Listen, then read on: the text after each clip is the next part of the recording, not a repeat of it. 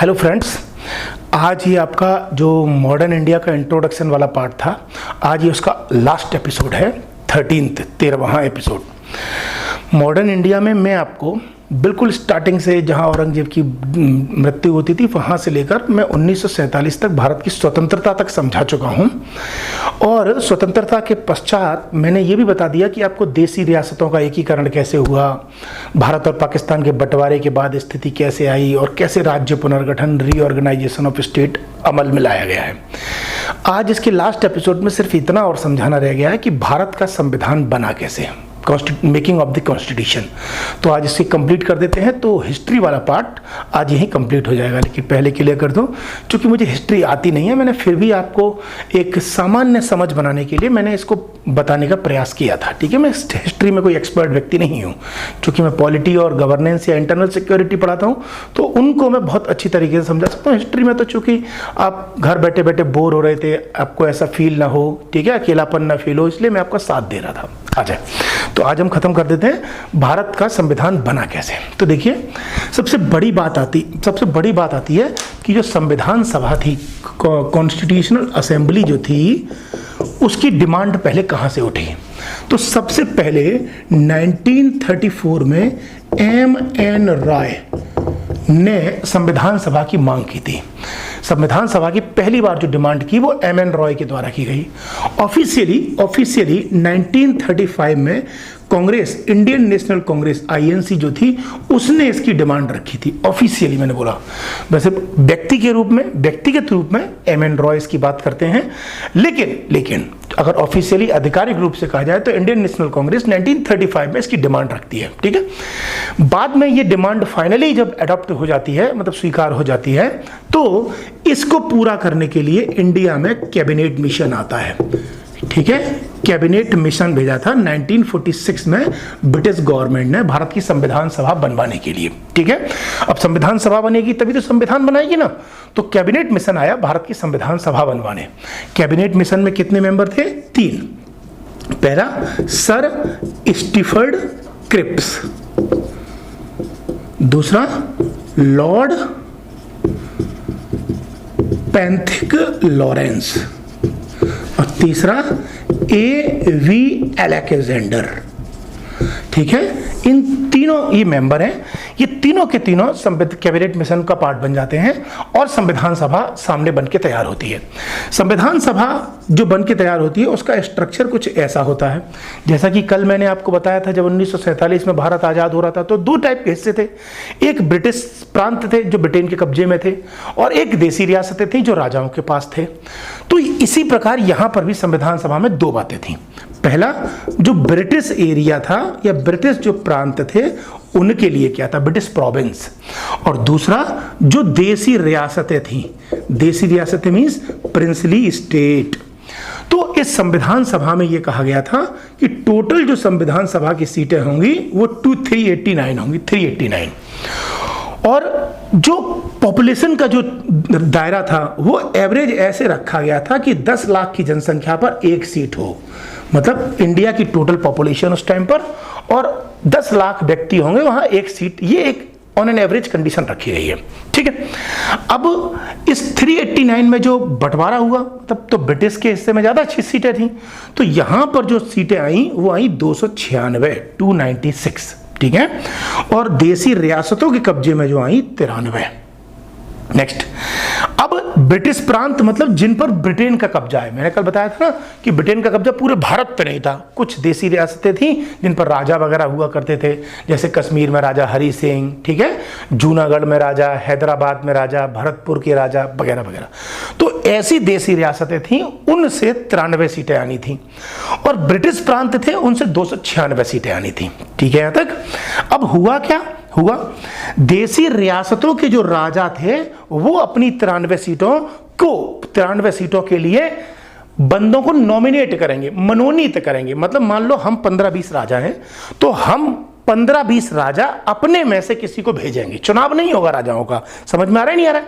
हम लोग अपने में से किसी को भेजेंगे। यहां तक क्लियर है आपको? तो ये राजा 93 बंदों को यहां से भेजेंगे।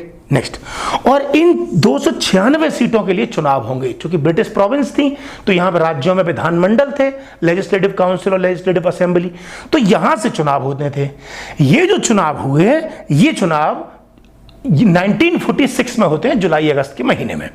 जब ये चुनाव हुए, मतलब इनका होना है चुनाव, इलेक्शन, ठीक है, और ये जो थे वो नॉमिनेटेड होने थे, मतलब मनोनीत होने थे। किसके द्वारा? राजाओं के द्वारा। तो राजा तो अपने हिसाब से भेज देंगे, फिर बताऊंगा बाद में क्या हुआ इसका।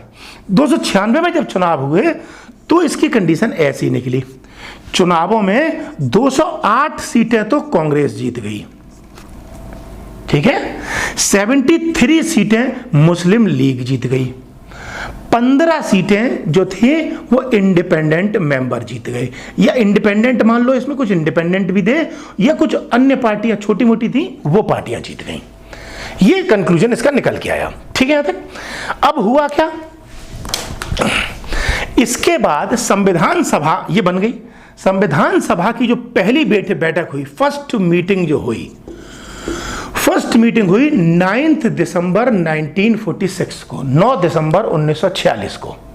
अब पहली प्रॉब्लम यहां यह आ रही थी कि इस संविधान सभा का चेयरमैन कौन बने। तो हमने फ्रांस की परंपरा अपना ली, फ्रांस का कन्वेंशन अपना लिया। अब आप कहोगे फ्रांस की परंपरा क्या थी? फ्रांस की परंपरा थी कि जब किसी का चुनाव नहीं हो पाए तो उनमें से जो सबसे बड़ा होगा वो अध्यक्ष बन जाएगा। तो उन सब जो मेंबर थे, उन सब में जो सबसे बड़े थे, अब इसको बाकी को मिटा देता हूं ताकि आपको समझ में आसानी से आ जाए।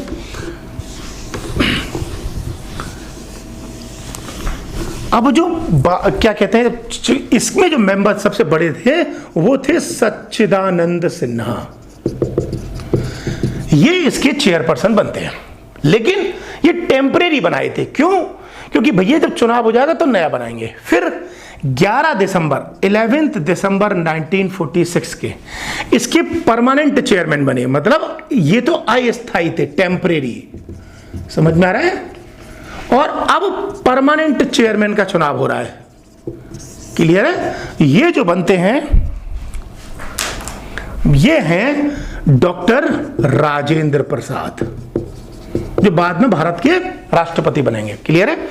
इसी प्रकार ये एक अध्यक्ष बनाए गए और इसके 2 उपाध्यक्ष बनाए गए थे। 2 उपाध्यक्ष इसलिए बनाए गए थे कि कभी कोई इमरजेंसी हो, एक ना आ पाए तो दूसरा काम चला ले। तो 2 उपाध्यक्ष जो हैं वो थे, एक तो H.C. मुखर्जी, ठीक है, और दूसरे थे V.T. कृष्णामाचारी। दोबारा बोल रहा हूं, एक अध्यक्ष परमानेंट डॉक्टर राजेंद्र प्रसाद, कभी वो एब्सेंट हो जाए तो या तो H.C. मुखर्जी चेयरपर्सन का काम करेंगे, वाइस चेयरमैन जो है, अगर ये नहीं आएंगे तो ये इसको मैनेज करेंगे। क्लियर हो गया यहां तक? तो ये इसका मतलब काम करने का एक पैटर्न तैयार होकर आ रहा है। अब आ जाते हैं आगे। अब ये उम्मीद करता हूं यहां तक समझ में आ गया होगा, तो इसको मिटा देते हैं।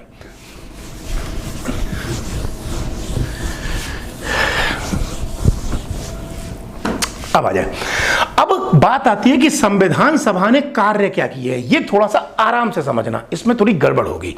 संविधान सभा ने क्या काम किए हैं, कार्य, फंक्शंस क्या थे संविधान सभा के। तो निश्चित रूप से ये तो आप जानते हैं कि संविधान सभा का कार्य जो है वो संविधान बनाना है, लेकिन फिर भी गहराई में ले जाके समझते हैं ताकि आपको कंफ्यूजन ना हो। पहला काम था मेकिंग ऑफ द कॉन्स्टिट्यूशन, संविधान का निर्माण करना। ये तो नो डाउट, क्योंकि जब इसी काम के लिए बनाई गई है तो ये काम तो होगा ही होगा, ठीक है। दूसरा काम क्या था, इसको थोड़ी देर के लिए मैं छोड़ देता हूं खाली। क्यों? क्योंकि इसको एक्सप्लेन करना पड़ेगा मुझे, इसको एक्सप्लेन करने का, इसलिए मैं इसको छोड़ देता हूं। ये पहला काम हो गया। दूसरा, संविधान सभा ने भारत का जो राष्ट्र ध्वज था वो भी अपनाया, नेशनल जो फ्लैग था वो भी अपनाया। कब अपनाया? तो 22 जुलाई 1947, 22 जुलाई 1947 को संविधान सभा ने 22 जुलाई 1947 को संविधान सभा ने अपना संविधान अपनाया। उसके बाद नेक्स्ट अगला जो फंक्शन है इसका, वो मई 1949 को, आपको पता होगा क्या किया वो बता रहा हूं, पहले समझा देता हूं। एक्चुअली ब्रिटेन के जितने भी देश गुलाम हैं गुलाम थे उस टाइम पर या आज हैं, उन सब को मिलकर एक ग्रुप है, उसे कहते हैं कॉमनवेल्थ, राष्ट्रमंडल।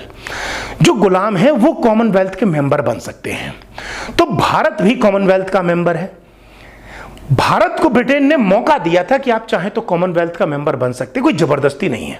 तो इसने संविधान सभा ने मई 1949 को परमिशन दी कि भारत कॉमनवेल्थ का मेंबर होगा, अर्थात राष्ट्रमंडल की सदस्यता को मई 1949 में परमिशन दी गई है।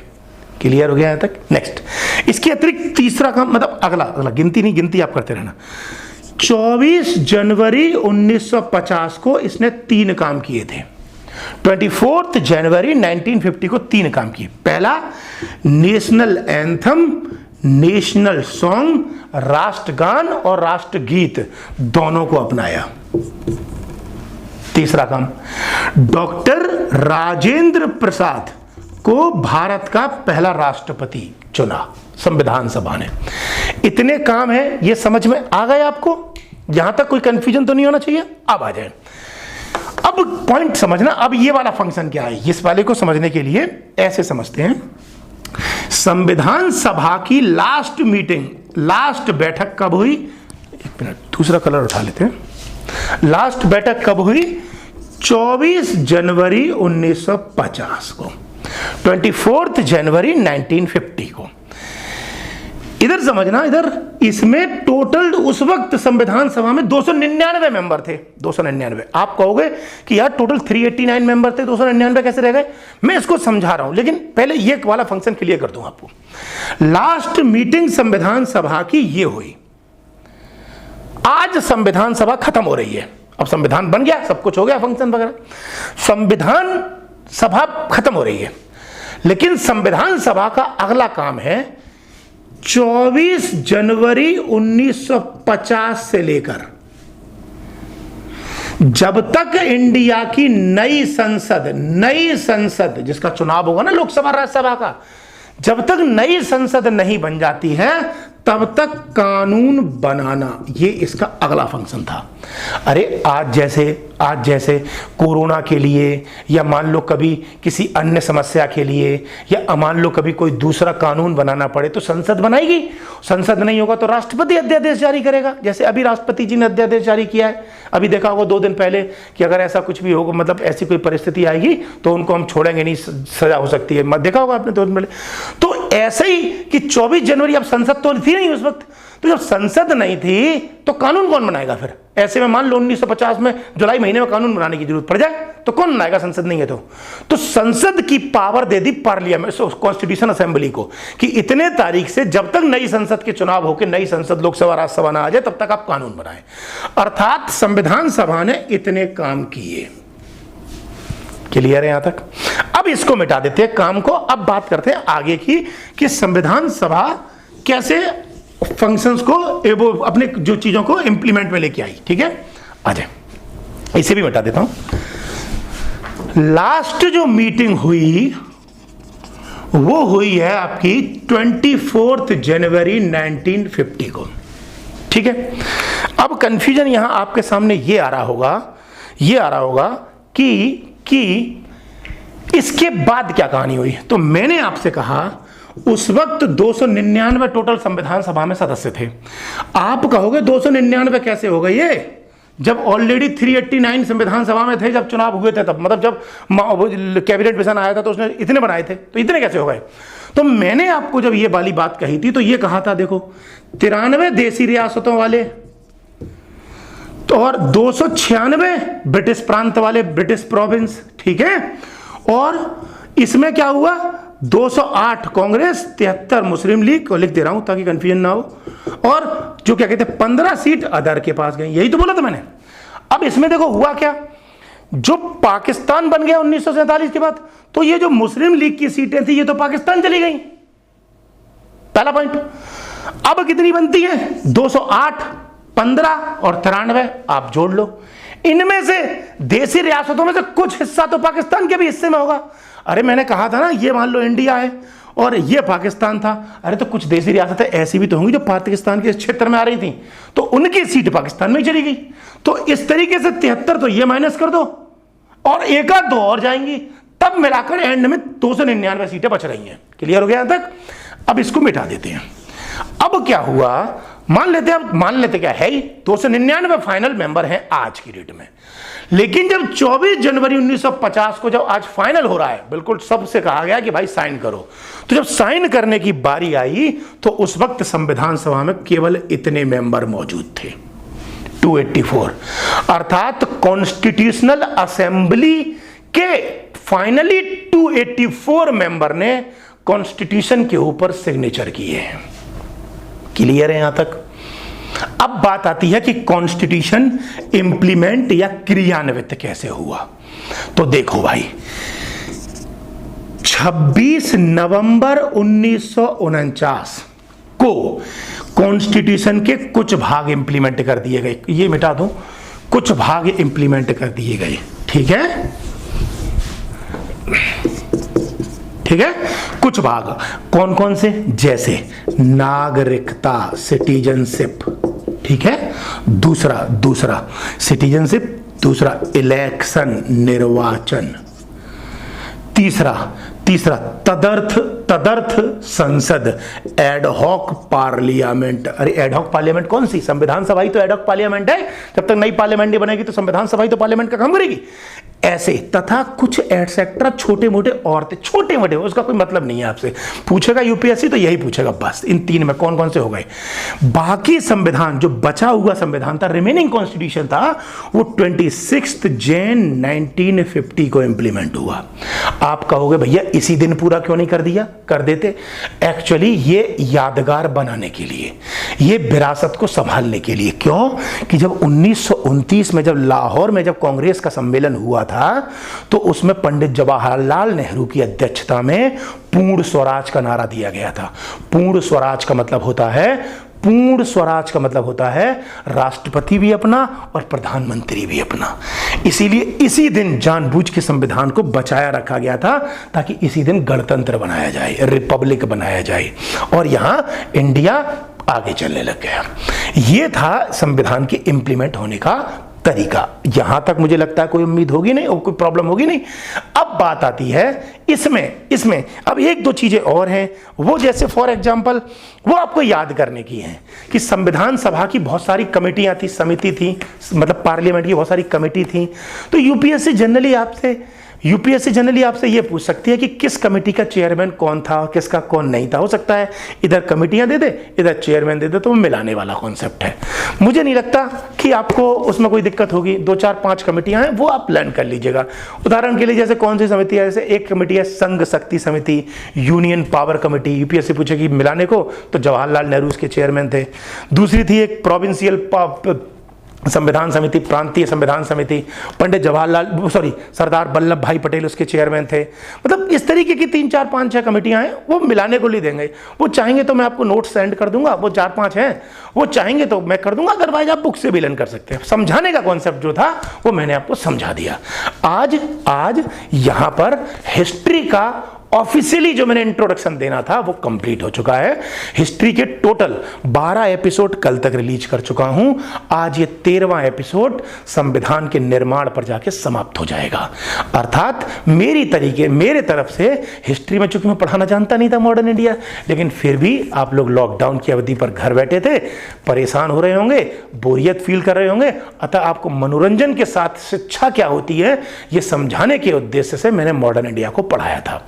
अब समझिए, चूंकि आप जानते हैं मैं एक पॉलिटी का ही टीचर हूं, मेनली हिस्ट्री तो मेरे बस की बात भी नहीं है, ठीक है। तो मैं पॉलिटी अब ऑफिशियली तरीके से शुरू करूंगा। क्लियर हो गया?